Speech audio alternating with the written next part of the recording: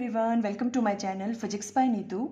हमने अपने लास्ट वाले लेक्चर में यूनिट 4 स्टार्ट किया था, वर्क, एनर्जी एंड पावर।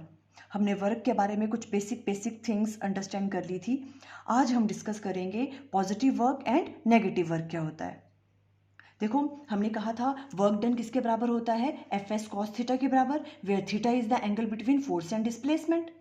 अब देखो, अगर थीटा की वैल्यू, थीटा जो है वो एक्यूट एंगल होगा, मीन्स फोर्स एंड डिस्प्लेसमेंट के बीच में जो एंगल है वो क्या होगा, लेस देन 90 डिग्री अगर होगा, तो उस केस में कॉस थीटा की वैल्यू क्या आएगी, पॉजिटिव आएगी ऑलवेज। अगर थीटा की वैल्यू कितनी होगी, लेस देन 90 डिग्री होगी। अगर कॉस थीटा की वैल्यू पॉजिटिव है तो देखो W equal to F S cos theta होता है। If theta is less than 90 degree तो कॉस थीटा की वैल्यू क्या होगी उस केस में, पॉजिटिव। अगर कॉस थीटा की वैल्यू पॉजिटिव है तो वर्क डन की वैल्यू भी क्या होगी, पॉजिटिव। तो उस केस में हम कहेंगे कि जो भी वर्क डन होगा वो कैसा होगा, पॉजिटिव वर्क डन होगा। क्लियर हो गया आपको।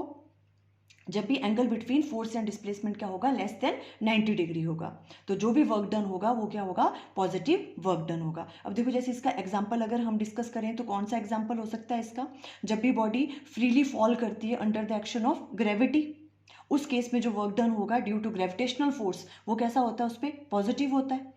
ठीक है, बॉडी फ्रीली फॉल कर रही है, डिस्प्लेसमेंट भी इसी डायरेक्शन में है और ग्रेविटेशनल फोर्स भी उसी डायरेक्शन में लग रही है, दोनों के बीच में एंगल क्या बन रहा है, फोर्स एंड डिस्प्लेसमेंट के बीच में जीरो है ना। और कॉस जीरो क्या होता है, पॉजिटिव वैल्यू होती है, +1।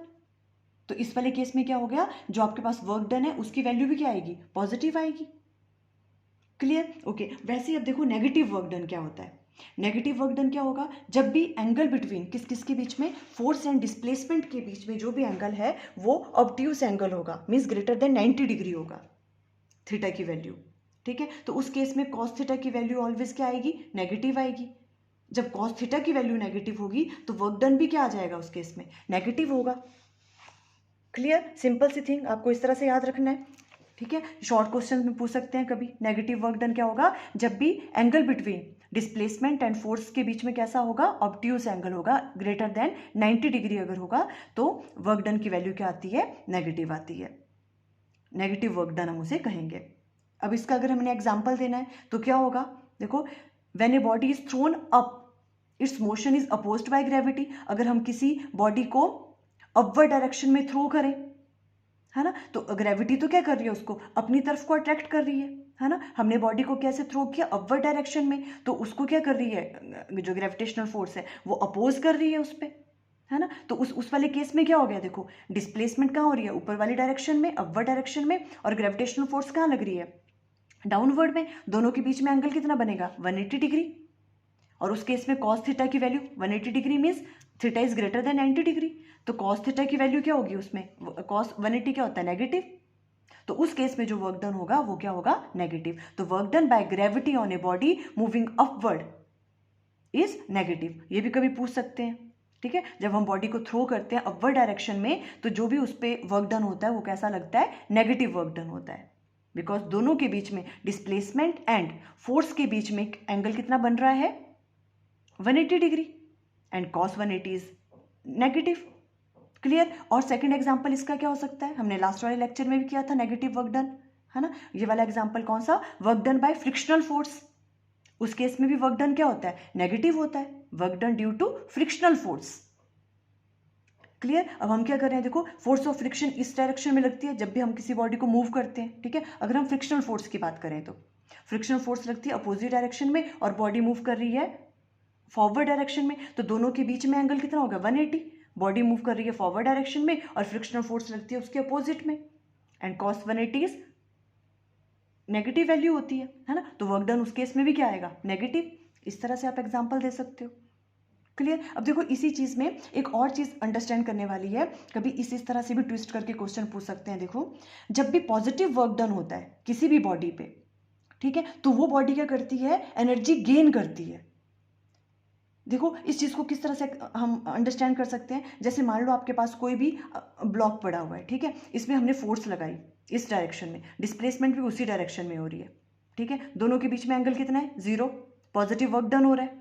ठीक है, तो देखो जैसे ही हमने फोर्स लगाई तो हम क्या कर रहे हैं, उसे एनर्जी दे रहे हैं, है ना, पॉजिटिव वर्क डन है ना, हमने क्या किया, उसको एनर्जी दी, तभी तो वो क्या कर रहा है, मूव कर रहा है। इसमें एनर्जी, इसकी एनर्जी क्या हो रही है, इंक्रीज हो रही है। तो पॉजिटिव वर्क डन जब भी होता है तो उस केस में क्या होता है, बॉडी क्या करती है, एनर्जी गेन करती है। हम मतलब उस बॉडी पे क्या कर रहे हैं, उसे एनर्जी क्या कर रहे हैं, दे रहे हैं पॉजिटिव वर्क डन पे। ठीक है, यही वाला केस देखो, अगर जैसे जब भी फ्रीली फॉल हो रही होती है बॉडी, है ना, तो वो भी क्या करती है, एनर्जी गेन करती है, बिकॉज ग्रेविटेशनल फोर्स भी किस डायरेक्शन में है, उसी डायरेक्शन में है, तो उसकी स्पीड को भी इंक्रीज करेगा वो, है ना। तो हम क्या कर रहे हैं, एनर्जी क्या करती है, वो गेन करती है बॉडी पॉजिटिव वर्क डन पे। और नेगेटिव वर्क डन पे क्या होता है, एनर्जी क्या कर देती है बॉडी, लूज करती है।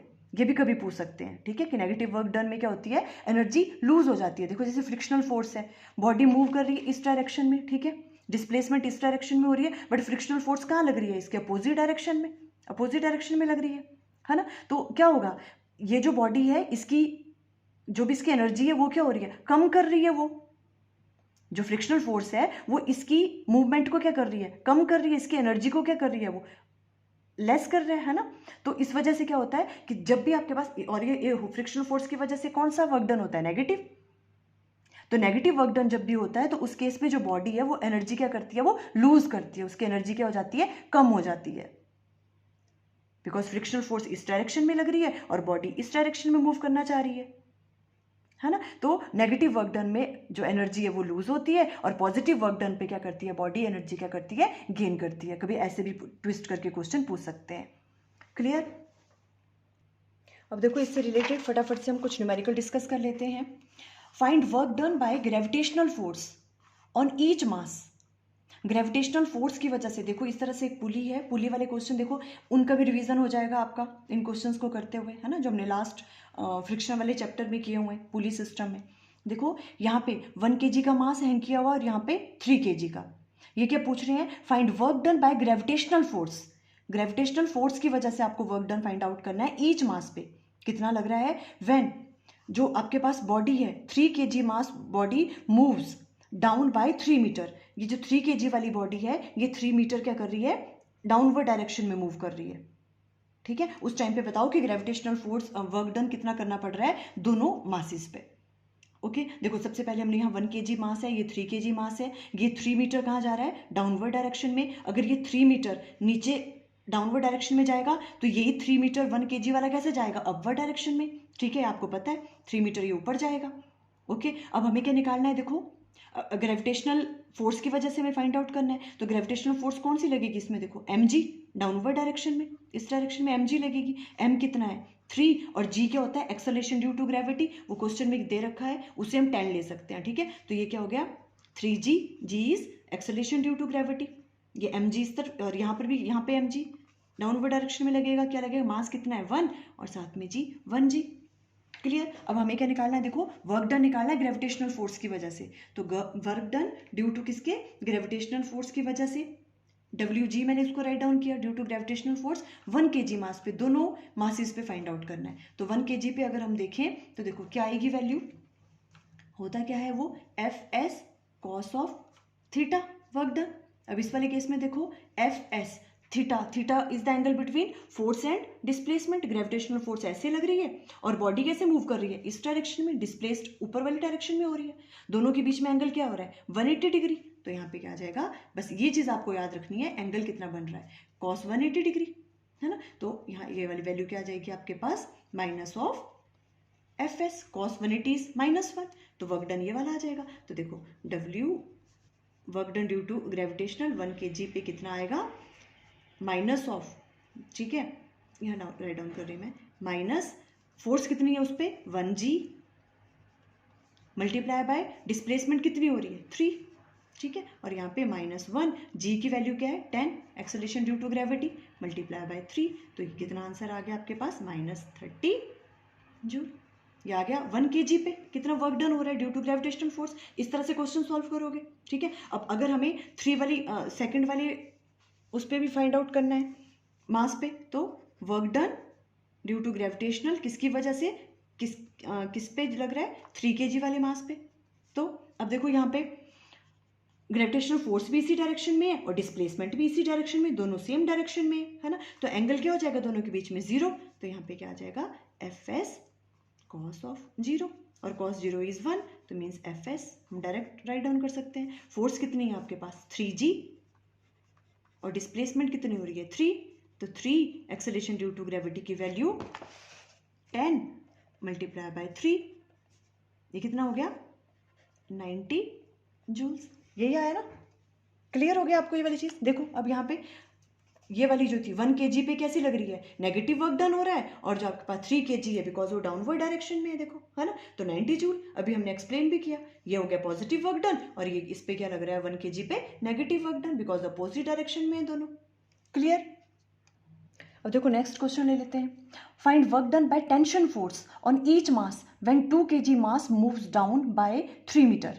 अब देखो यहाँ पे टेंशन फोर्स की वजह से पूछा है वर्क डन, है ना, और वो है क्या 2 kg जब कहाँ जा रहा है 3 मीटर डाउनवर्ड डायरेक्शन में जा रहा है, 3 मीटर ये नीचे जाएगा, तो 1 kg वाला क्या जाएगा, ये 1 kg है, ठीक है, ये 1 kg है, ये 3 मीटर कहाँ जाएगा अपवर्ड डायरेक्शन में। अब टेंशन फोर्स की वजह से कितना वर्क डन लगेगा उसकी वैल्यू ये पूछ रहे हैं। देखो कैसे भी पूछ सकते हैं क्वेश्चन। अब देखो है इजी है, देखो अपने सिंपल क्या है, जितने आप न्यूमेरिकल सॉल्व करोगे उतना आपका कॉन्सेप्ट क्लियर होता जाएगा। इधर को कौन सी लगती है, वही mg, m कितना है 2, और g हो गया acceleration due to gravity. Tension force कहाँ लगती है, away from the body always, ठीक है, टेंशन फोर्स यहाँ लग रही है, और यहाँ पे ग्रेविटेशनल फोर्स क्या होगी आपके पास 1g, और tension force away from the body इस तरफ लग रही है, ठीक है, ये हो गया आपके पास टेंशन फोर्स। पर अब हमें अगर वर्क डन निकालना है तो हमें पहले टेंशन फोर्स पता होनी चाहिए, है ना। तो देखो टेंशन फोर्स निकालने का फॉर्मूला क्या होता था आपके पास, अब आपको वो याद होना चाहिए। T इक्वल टू किसके बराबर होता था 2m1 m2 g divided by m1 plus m2। Clear, simply values put करो।